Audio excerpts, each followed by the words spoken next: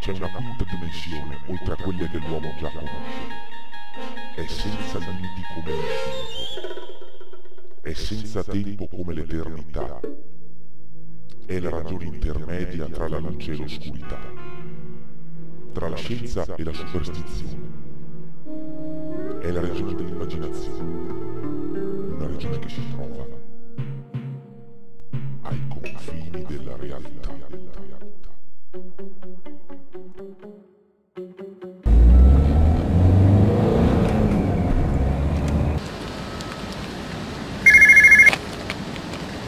Pronto? Pronto? Pronto? Chi parla? Ascolta, non ti sento. No. Ciao.